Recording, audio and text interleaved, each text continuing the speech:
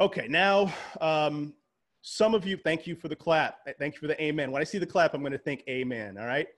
Thank you for being here. I'm going to tell you a bit about me. Some of you know me already, but my professional background is pretty varied, but just so I can maybe establish a little bit of credibility here.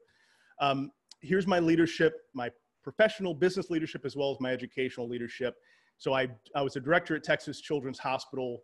A lot of the conversations I have, by the way, will be about the connection between the role of the physician and the role of the teacher, and how physicians and teachers really should occupy the same space. We'll talk about it.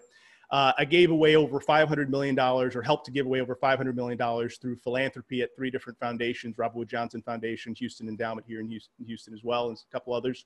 And I've started a few companies. Only a couple of them were successful, but I'll take that.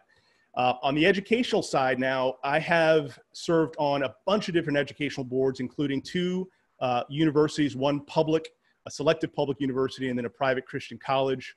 Been on a Head Start system board, a bunch of other K-12 boards. I ran an education reform nonprofit, consulted around the area of parent engagement, which fundamentally this is what we're talking about.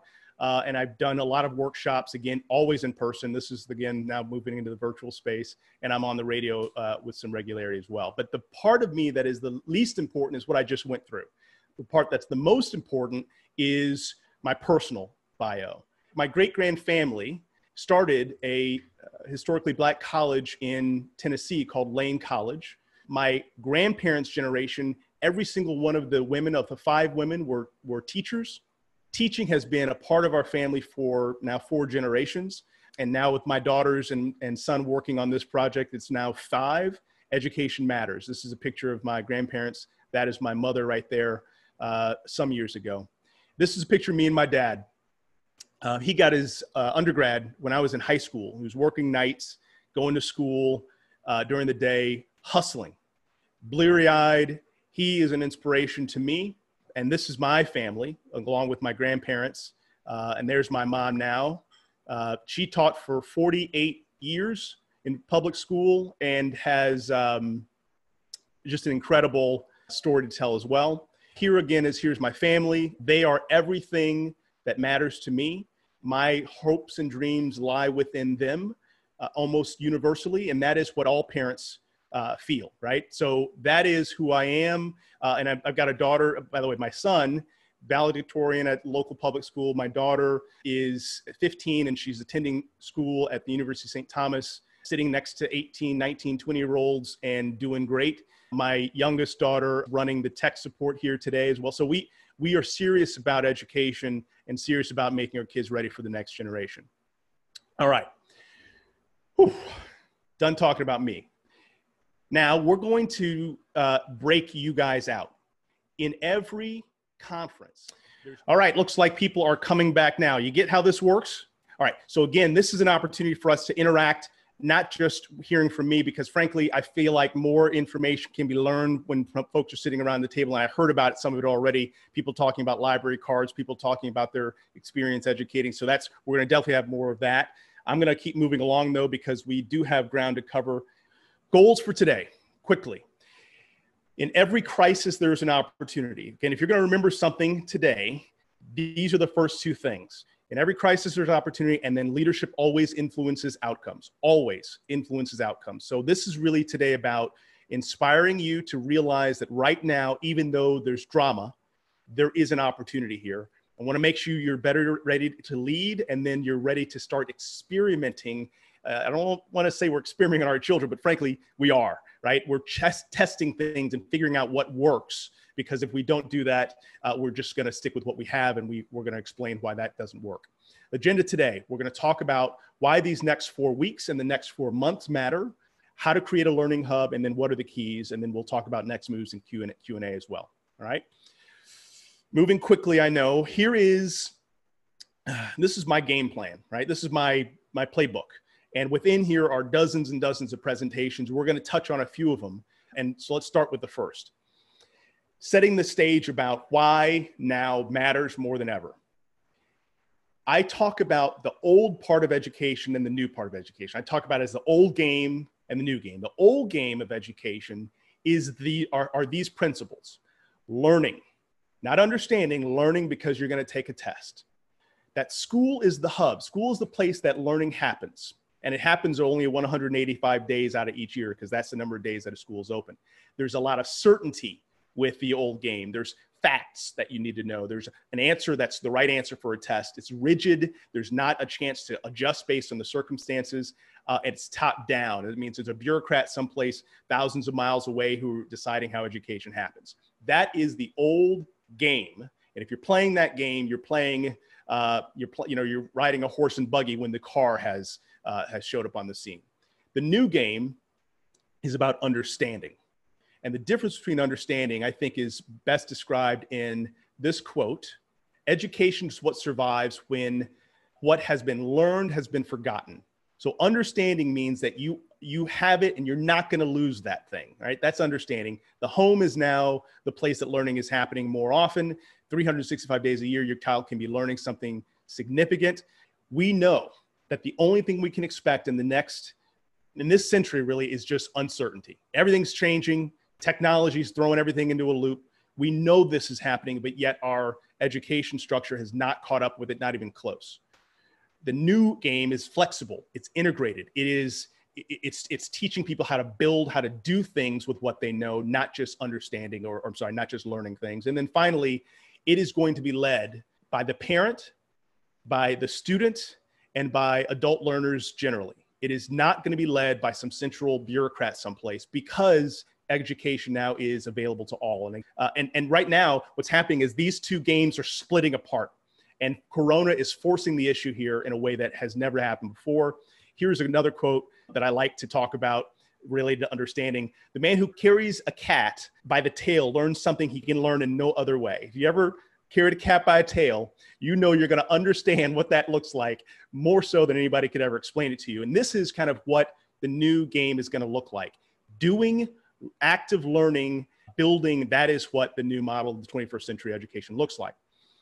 And then to add to this, we've got Corona, and we've got $4 trillion deficit that we're looking at. We know right now that for the next possibly generation, school and the resources going into school are going to get squeezed. That means there's going to be less and less opportunity, less and less learning that's possible.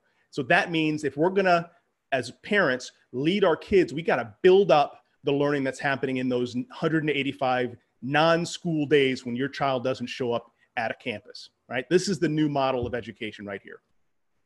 And I'm going to do a quick poll because I want to get a pulse check. And so, Ellie, can you throw the first poll up there to see if people agree with what I have said so far? And I want to get a sense of that. So can you throw that poll up there, Elle? And we'll see the results and we'll show them to you.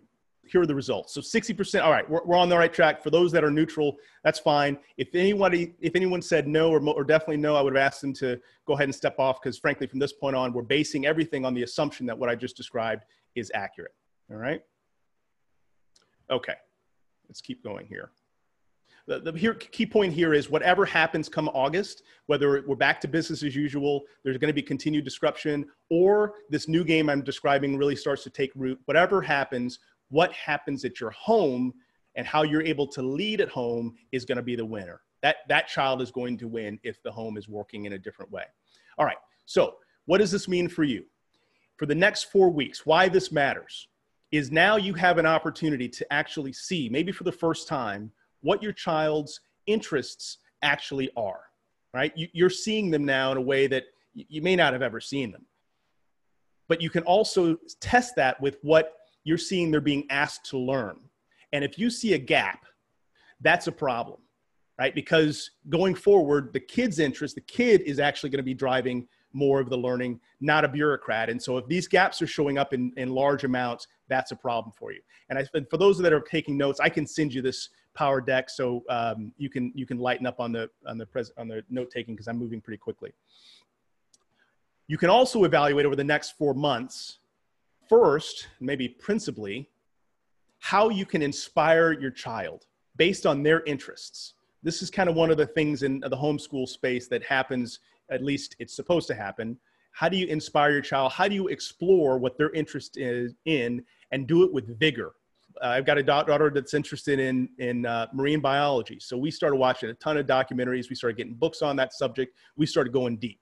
Now she's super excited about it. But that's what I mean of what's possible over these next 4 months. You're experimenting with inspiration and exploring. And then this is really what we call individualized learning. And ironically, the only place in the educational system where individualized learning happens is with special ed, but it's poorly resourced, it's poorly supported. And it's ironic that that's what I'm arguing that we should do for everyone, but I'm saying the parent takes the lead. Every child is a special needs child. Every child is unusual and different in some special way. We have to figure out what that looks like.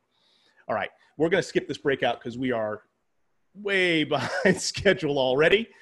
And I wanna make sure we have time for questions. The next thing I promised was that I was gonna show you guys how to create a learning hub. What is a learning hub? A learning hub is a mental association. The idea that when your child thinks of a location, that location prompts them to have a certain behavior, right? And so we see this in other places. When you go to the gym, you're prompted to exercise because that's the mental association that you have there. When you're bored, and this is a real problem, when a child is bored, the mental association is, let me go ahead and click YouTube, or my cell phone in my pocket. Let me go ahead and go to Facebook. It is an association about what happens at a certain point. Or I like to laugh about this. When I go to church, I got to put my happy face on, right? That's what I do at church. A little joke there, but more true than not. But again, there are these mental associations. And the question is, actually, have you guys, I sent a video yesterday about a woman named Ketsi. And I was watching who opened that, and not a lot of folks opened it, but I want you to go back and watch that video. I sent it yesterday morning around 8 o'clock. In that video, it talks about a young woman whose mom created all these learning hubs and expectations about what would happen. And the daughter ended up just getting with the program, ended up just killing it academically, got a full ride scholarship to an Ivy League institution. But when you ask the daughter, in this interview of the daughter about what happened when she was in 2nd, 3rd, 4th grade, this is what she talked about. When she got home from school, there was no discussion. That was homework time. Before dinner, no discussion, math facts, et cetera, et cetera. After a while, these became associations for the child. So after dinner, they just pick up a book. That's just kind of what happened. That is what a learning hub looks like. We don't have a ton of time to talk more about it, but if there are more questions about this, we can definitely go there. If this is what your home is looking like, then you're creating a learning hub. If it is not, these next 4 weeks is a place for you to start assessing what your home actually looks like put a different set of eyes and kind of imagine what it could look like if you were going to make if the child was going to make the association that when I'm at home, that is actually the principal learning spot.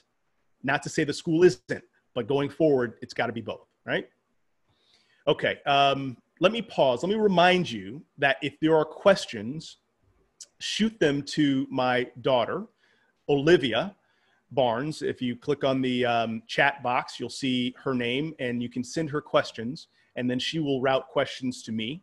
And every so often we'll take a moment and check and talk through them, okay? All right, so that is the learning hub conversation. And I'm going quickly, but again, that's intentional to make sure we got time for questions. The last one is the one that most folks are really hungry to understand or to get in, and that is the tactics. But if you don't understand the context, the urgency, the tactics actually start to become just less important. And so that's why I usually spend time talking about these other things before I get into the tactics. So let's get into the tactics now. I call this the education game, right? Right here. Reframing the education game. When I talk about education, I want everyone to not think about their role as a parent anymore, but to think about their role as a head coach. Now, the distinction may seem trivial, but everybody knows what a head coach does, right? And there's a few things that a head coach does exceptionally well. If I was in a conference room, I would point to people and ask them that question, but let me go ahead and do that now. What do coaches do really well? I'm going to ask someone to raise their hand, and I'm going to ask Olivia to unmute them. Okay, I've got a couple hands raised. Olivia, could you unmute? Okay, C. Turley, what does a coach do really well? They inspire. They inspire. Excellent. Excellent. How do they do that? Let's keep going this way. How do they inspire? Let's go to the next one. You are unmuted. They push. They push. What does that look like? It looks like almost they know their athlete's limit, and they know that limits, it's not just a line, but there is stretching room in there. That's right. Okay, excellent. Thank you for that, because that touches on several things. What you're getting at here is two things actually in one. One is, and again, the other comment also talked about this, they set a vision, and a vision is inspiring, right? They set a vision, and then, like you said, every coach knows that that player is not operating to their potential, but I can't get them there overnight. There's got to be a process. And that means they now have a vision, and it's a long-term vision. And that means now that the coach is building that child up towards that long-term vision. So those are what the things that coaches do exceptionally well. And that's what I'm going to challenge every parent to start to imagine for themselves, to reframe the game to thinking like a head coach. They set a vision, and then they create, I'll say it differently, they create the structure to achieve that vision. Some of it is pushing. Some of it is encouragement of that. So here is a structure that I use when I talk to families.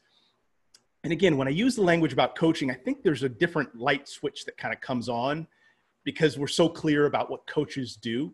Here's the structure that I would argue that every coach uses and what we can use as parent coaches or head coaches to lead our kids. And they are as follows. They are offense. We'll talk about what that means. It's defense, practice, fuel or energy, and then clock management. All right. So I'll briefly talk about these. And then what we'll do is for the remainder of the time, we're going to ask you which of these you want to talk about. We'll dive into one or two. We'll start to open this up for more questions because I know there's a bunch of questions. But let me just kind of briefly describe offense. These are the supports that you need to actually push the child's future forward. I usually use the term assistant coaches, right? Every coach has a group that they rely on to do things that they can't do. The coach cannot do everything. And that's one of the fallacies that we tend to put on parents. We look at parents to being responsible for everything. That's just not reasonable, especially nowadays. And parents oftentimes will take a perspective of, if I'm not doing it, or I have to be involved with it, or therefore I'm not being a good parent. No, you're being a head coach. You're making sure things get done, but you're not necessarily doing it all, right? That's offense. Defense is what I call the F-bombs and the S words. So what do I mean by that? Well, we'll talk about it. If you're curious of what the F-bomb is or F-bombs are, and it's not the curse word, and what the S word is, it's not the curse word, it's something else. We can talk about that. But it's essentially preventing catastrophe, preventing problems by playing a good defense.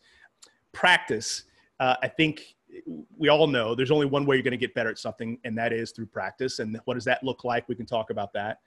Energy is, or the fuel is the energy that you need, parent, to keep motivated, because this is a marathon, y'all. This is a long-term struggle.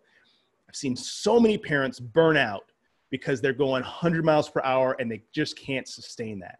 But likewise, right now, I see a lot of kids that burn out because we are putting things on them that is just all of it is just drudgery, right? Every assignment, drudgery. That's not good fuel. And then the last one, clock management. This is really probably one of the more important. When you start, again, in sports terms, clock management is paying attention to when the game is going to end so that you're using your resources well. Clock management means you're making sure that you start early, you're playing hard, and you're maintaining a consistent pace, but also paying attention that as your child ages up, everything starts to shift. in terms of your relationship. So that is kind of where things are. I see some questions that have come up. Olivia, can you undo Leslie W? Leslie, what's your question?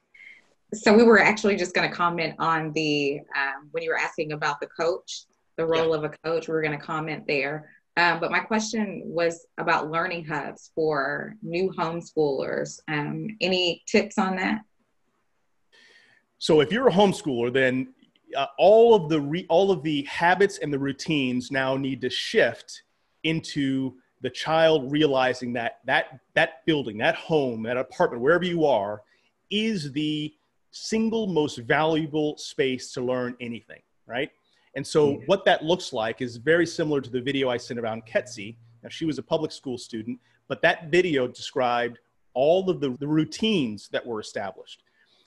Now, for a homeschool parent, I would argue, this is my strategy about homeschool, that there is a consistent time where the child is ready to learn, right? Before that time, they can read, they can hang out, they can eat breakfast, but at 9 o'clock, that's when dedicated intentional learning happens. And that could be a bunch of different ways of intentional, but it's got to be a routine so that child knows at 9 o'clock, they now have a mental association. 9 o'clock, I'm turning my brain on because we're about to get down, right? That would happen throughout the entire day. Does that help? Yeah, it does. It Okay. does. Thank you. You had a question about something else? No, that was it for now. Thank you. Okay, great. I see another couple hands. So let's go ahead and bring the next one up there, Olivia. Todd L. Hey, Matt, it's Todd Litton. Hey, the question I had, I guess, refers to clock management. Yeah. We have 3 teenagers, and so we have not done homeschooling to this point, but we're, kind of dropped in the middle of it. And I do think it's an incredible opportunity to, in effect, reframe the game. And the clock management aspect may go to the question I have, which is like, what do you have good recommendations for starting with teenagers and kind of in particular figuring out what their interests are, whether through observation and questions, those kinds of things. Yep. Okay. So there's a couple pieces within here that I'm going to go to this other one, which I think is more appropriate for that question. So let me orient you to this graphic here. All right.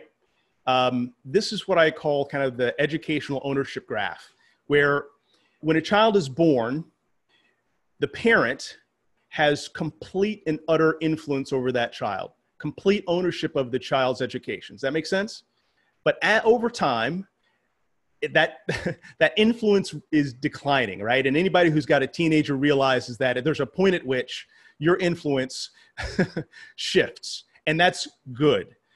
And so now, Todd, your question is, your kids may be down in this area. The question is, how do you find out what they are really interested in and then begin to give them the space to actually move in that direction?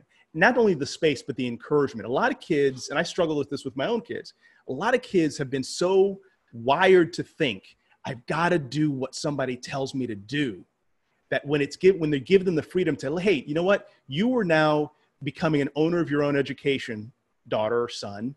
What do you want to learn about? A lot of kids struggle there. They get kind of stuck. I don't know. I've never had this practice before. We need to make sure that earlier on we are giving kids that opportunity to say, what do you want to learn about, right? And we'll talk about screens at some later point. By the way, screens is the S word, by the way, so we can get to that too. But the point is here, over the course of time, you're giving greater and greater autonomy and decision-making around the educational control to that child. And unfortunately, our educational system does almost the exact opposite. When a child is 14 or 15, they know what they like. They're not given the opportunity to do that. So for a parent now, these next 4 months, I would argue it is a conversation with the child. What are you curious about? Let's now build a learning module around that. Start it with something easy like a documentary.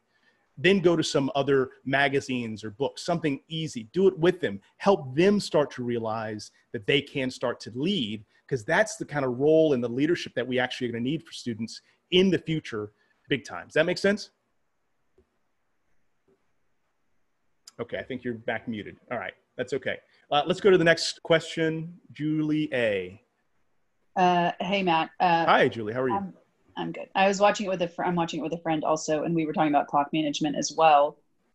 What you said is good. I did type a question to Olivia about if it's difficult for you to find passions or what inspires your kid, partially because they're wired to not learn that way, and partially because maybe personality. Sure.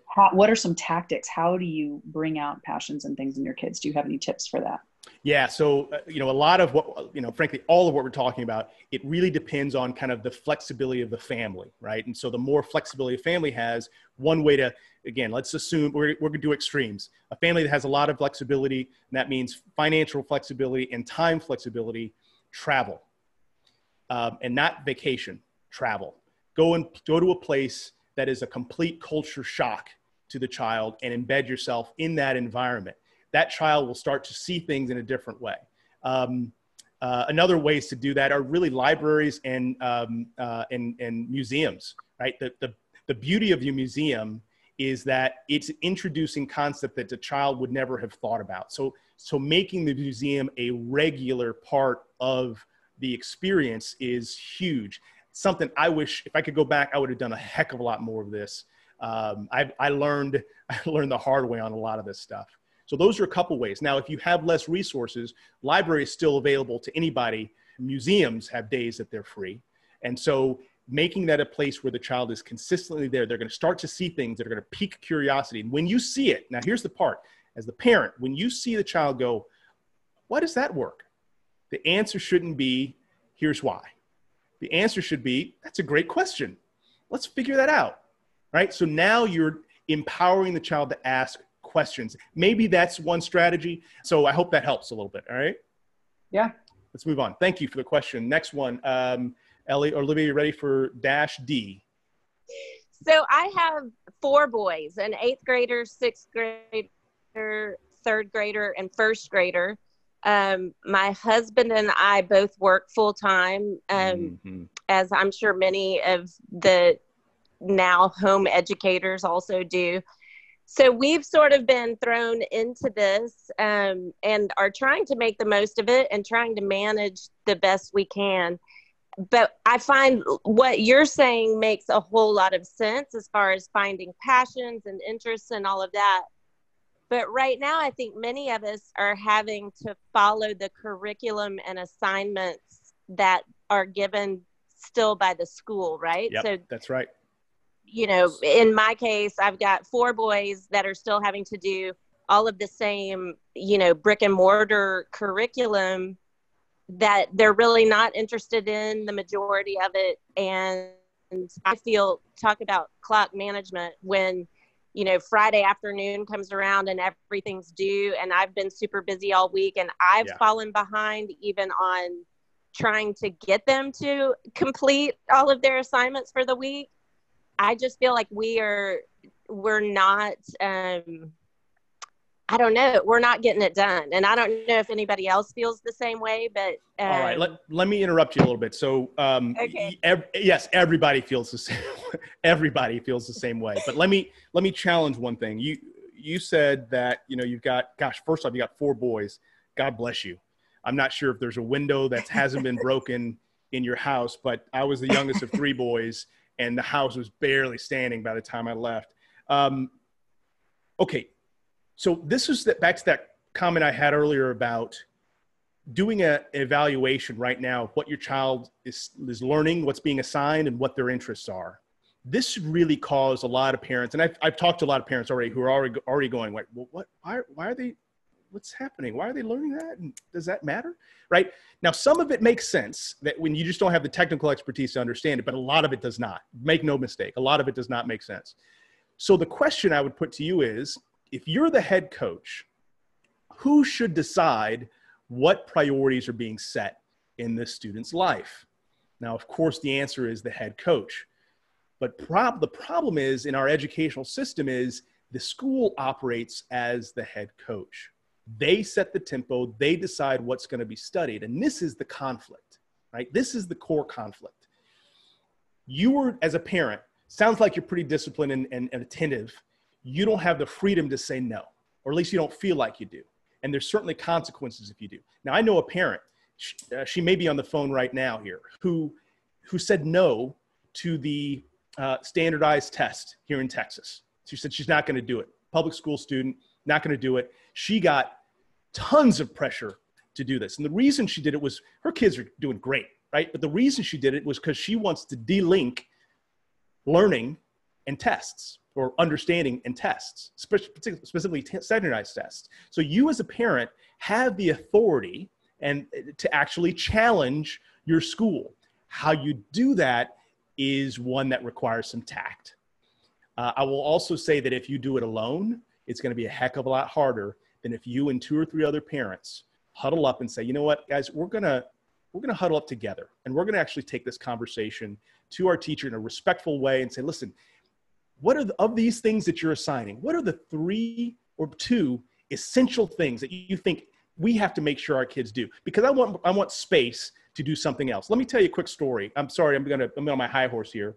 My middle daughter, Olivia, who's running the questions right now, she went to last year one of the elite public magnet schools here in Houston. She loved it, had a great experience, great culture, performing arts school here in Houston. Loved it. Hated, however, going to school from 7 to 4 and then coming home and doing homework from 6 to 9, roughly. She had to quit swimming. She had to no longer pursue the areas of interest to her. Now, she was an A student, y'all, but she quit at the end of that year, and she now has built her own school. That's the one that's going to University of St. Thomas and building a school herself. Now, that is risky, right? And that is the challenge for a lot of families. We are risk averse related to our child's education. But again, I want to remind you back to that first part of the presentation. There is a coming storm related to the changes that our society is thrusting upon us. We are in a different world. So if your child is being taught to do the things they're told to do exclusively, they're not being made ready for this next world. It's a tough spot to be in. I kid you not. We've got to actually play both at the same time while this ripping apart of these 2 games is actually taking place. I'm preaching a lot here, and maybe now's the time for me to tell everybody that if you want to have a one-on-one conversation, go to my website, which is theeducationgame.com, and go on the contacts button, and there's a free 45-minute consultation option where we'll just sit down and we'll talk specifically about your circumstance, because it depends on the nature of your kid. Personality matters, your personal finances and your freedom, that all matters. But ultimately, what we're doing is not working, and it's definitely not going to work for the future. So long-winded answer, but I hope that's helpful. Again, reach out to me, free consultation. There's no strings attached to that. So thanks for the question. I hope that answered it a little bit at least. Let's do a couple more and then we'll start to close up. We've got about 10 minutes left. We can go over to y'all. I will be here in this seat until there's one person on the line, and that, but I want to be sensitive to the 11 o'clock stop time that I set up. All right, next question. Can you hear Hi, me? how are you? Hi, Matt. Laura Waring-Wheelis. Thank you so much. My biggest challenge is with one of my kids who, 2 of my kids have dyslexia out of the 5, and one of them is not motivated at all, and just tries to get stuff done that the teacher assigns, but only does it halfway, doesn't read the directions correctly. I have to do a lot of cleanup with him, and I feel like I'm playing defense all the time, and I'm losing fuel. So just using some of your terms, my other kid that's dyslexic is doing great. So I don't know that that's really the factor or not. It may just be the kid. Any suggestions? And what's the age? He's 5th grade. He's 11. 5th grade, so 11 years old. Yeah. And he's a big athlete. So what he really cares about is sports. Yeah. All right. So what I would think about is taking what he's interested in and building curriculum about that. So there's actually 2 parts to this. So let me go under the fuel section and see if I have anything noted on this. Yeah, this ties a little bit. Can you see this on the screen? All right. So what we tend to do in education and society more generally, we play kind of outside in. We think about the outcome we want. I want my child to go to college. I want my child to, be a reader, whatever. And And then we work backwards. So we work for outcomes, so college, so therefore they need to read and they need to study. And then therefore, I'm not sure exactly what the identity is. They're a college student. That is actually inherently unmotivating. The opposite way, though, however, is far more motivating, which is define the identity, or help, an 11-year-old can start to define the identity themselves. Who are you? And the language I would use also as a person of faith, who has God made you to be that's different than everybody else, right? It might be sports. Sports is very seductive for a variety of reasons. We can talk about that. But what is unique about you? And if it's sports, then let's go ahead and go with that. So what is it about sports that is so exciting to you? Now, I've heard of kids say things like, I just, when I'm there, I just feel like alive. I just feel like I'm fully present. Now, check this out. What if the individual learning plan for that child was around the psychology of sport? How is it that a child at 11 can lose themselves completely in a sport? Some argue this is the term called flow, right? And there's a whole bunch of conversations and literature about flow and how a person can lose themselves in their pursuit. That could potentially open up a whole nother pathway of learning that could tie directly into his sports psychology, right? Sports management. Frankly, if you really want to blow this up, the business of sport, you got everything. You got entrepreneurship, you got finance, you got legal, you got business, you got human resources. You can go deep on that right there. And so maybe that's a spot. It's going to require leadership, a different kind of leadership for you to do that. And I would argue it can't all be video. You gotta, even though he's not a reader, you still gotta feather in reading. But if he's reading something that he's actually curious about, there's gonna be a heck of a lot more motivation there. So identity moving outward. If he sees himself as an athlete or a lover of sports, start there, develop a process, and then the outcome will actually kind of follow from there. Does that make sense? All right, hope that's helpful. I want to do a quick poll or survey to get a sense of where things are. And for all the presentations I ever do, I do a survey and then I put it right back up so people can see if I missed the mark or if I was on the point. And then we can talk about next moves and continue on. Again, I'll be here until you'd like. So Ellie, can you put that last poll up for me, please? Okay, would a conversation like this with more families be helpful? So roughly 60% said definitely yes, some neutral. Okay, I'll take that. My thought about that question just generally is, and I didn't talk about this when I gave my intro, but I ran for school board last year and I talked to thousands of families and so many of them had no understanding about what we're talking. They didn't understand the education game at all. And so what I'm trying to do is get people to think more strategically about the education game. Was this a good use of your time? Okay, good. 70%, 77%. Those that are neutral, my apologies. But I would ask you, what would you have wanted more of or less of? You can contact me or send me a chat and I'll get back with you again. Would you tell a friend to sign up next time? Now, I am more curious actually about why not. So that individual or a couple of individuals that were neutral, please send me a note. I want to figure out what is it that I missed that may have caused that to not take place. Because to me, there's no more urgent conversation about this. And if I have a friend, I want them to be absolutely 100% aware of what's about to come down so that they can get ahead of it. Because if you're late getting to the dance on this one, you will be without a partner. All right, so let's go ahead and stop that sharing. Elle, thank you. Let's go ahead and keep back with some questions. And again, at this point, it is 10:59 and 33 seconds. I thank you. Let me give you my sign-off page, but then we can continue doing questions for as long as you'd like. Contact me. You can email me directly. You can go to the website. Would love it if you like the blog because I'm putting out quite a bit of information around a different way to think about education. And so please take a look.